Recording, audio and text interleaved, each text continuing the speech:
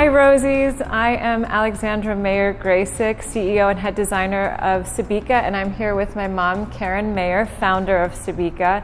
We are so sorry that we can't be with you at this conference and wish you just an absolutely fantastic day today. We're so excited and honored to be a part of this. So we wanted to actually start by having my mom, Karen, talk about her Sabika founder story and how she just a little bit about her story and how Sabika came to be.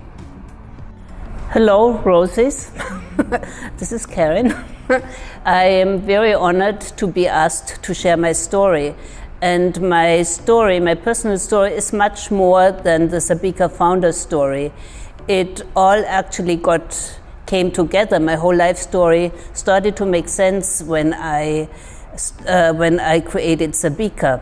I wanted to be a sculptor very much, but I have a back curvature and I was not allowed to study sculpture. My mother thought it wasn't fitting.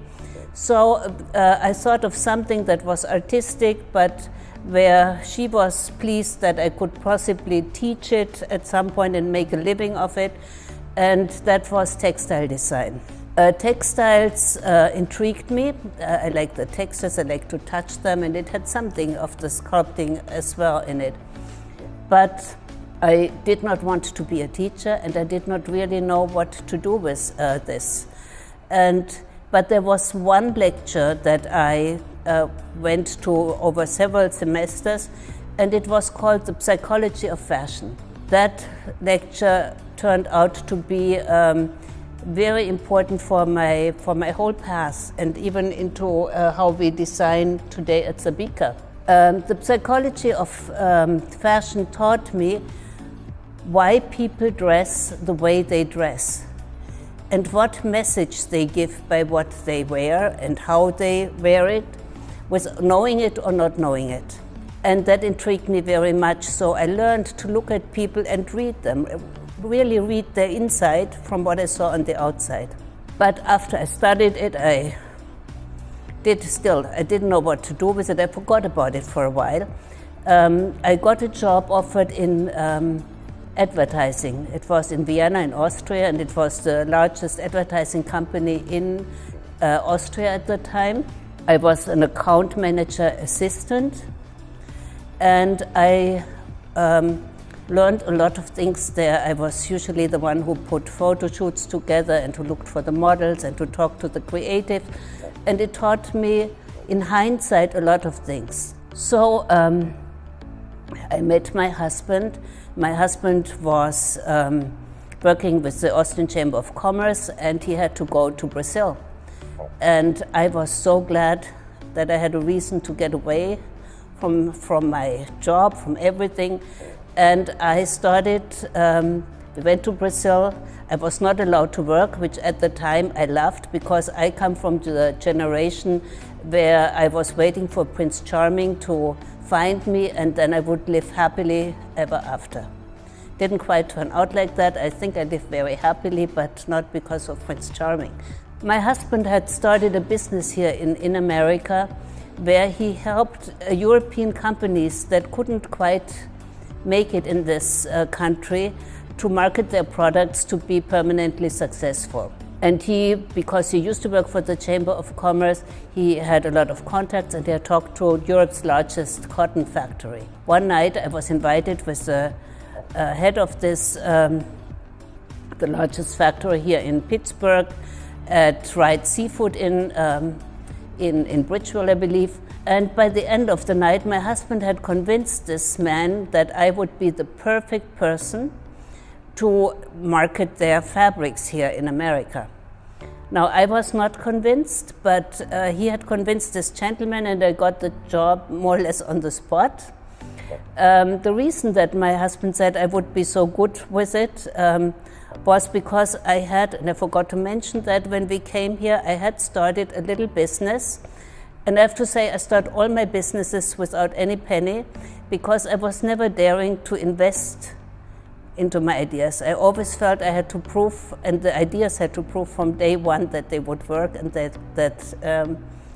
so I'm very self-dependent in that way. So I had started I had started a business as an image consultant. And this is where what I had learned at the the psychology of fashion lessons. I met people, and at that time they said, oh, they want to look European, they want to look like me, and I looked different at the time. So I just developed a questionnaire, and basically what I did, I saw myself as a translator to bring what they told me they were on the inside to the outside, so people could really see who that person described to me was. And quite often that needed some help, but I was lucky. I had over 360 people in the 2 years that I worked, and it created some lifelong friendships. And so basically my husband, in hindsight, was right. I knew the American customer, I knew what women liked, I knew what they didn't like, I knew what they had in their wardrobes. And all of a sudden I was the marketing person for the largest mill of Europe in the United States. It was a frightening moment. I felt like a big fraud, and I had no idea how I could deliver or should deliver. But situations like this always bring the fighter out in me. And I knew these people were paying me very well, and I would not let them down. So I did what I could to make this work. I read, and I was really good at reading and analyzing things I learned, but I was not so good at making the contacts with Calvin Klein and Donna Karan and whoever they were. It's pretty intimidating as Mrs. Mayer from Pittsburgh. So, but one day, actually I would sit at the phone for weeks and make my cross and then hang up the receiver. But one day I took the courage, I called, and to my surprise, I had a week of bookings in New York, and I made this mill very successful, and actually made it the first mill in Europe to sell millions of yards of fabric to the Gap.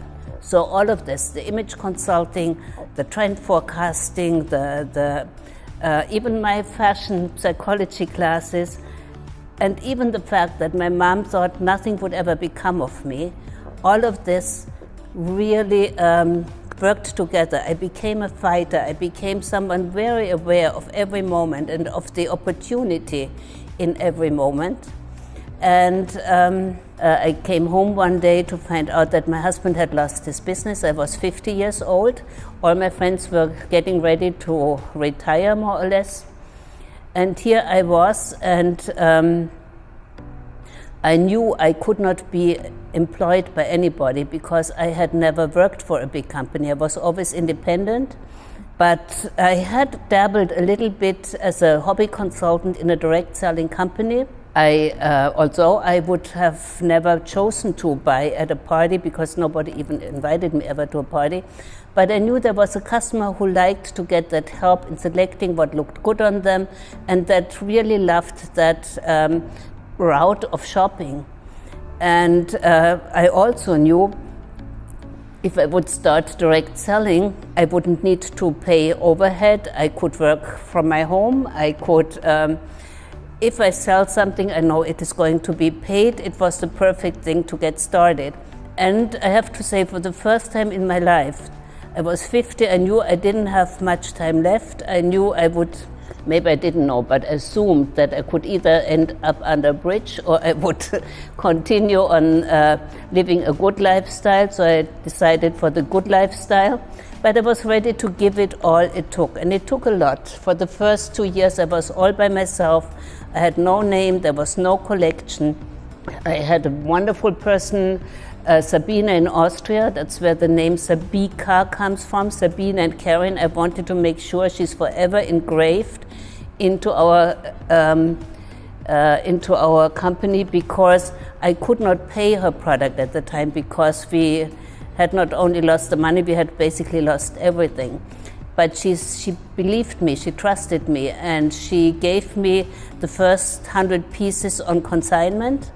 My friend had the idea to show it to her friends if they liked it, and this is basically how Sabika was born. It wasn't an easy ride, it was not a but it was a very, very rewarding ride. We have changed, I would say, thousands of personal lives, touched 10,000s of personal lives. We have changed communities. It was always important. It was always important for me to make women feel good, because I didn't have that, and I wanted it so much. And when I finally lived in America, and people all of a sudden thought I was okay the way I was, I wanted everybody to feel good, and I wanted everybody to feel beautiful. And our products are not about the product; they're about the woman, and about every single woman from all walks of life. If you don't have the money to, if you love what we do and don't have the money to buy it, you can have a party, you get it for free. So basically, I fulfilled a huge dream that I had never really told in words that dream, but I knew I wanted to make the world that I could touch a slightly happier and better place, and I wanted people to feel good, and I wanted people to connect instead of to intimidate people or to be intimidated by each other. So I think we did pretty well so far at doing this, and thank you.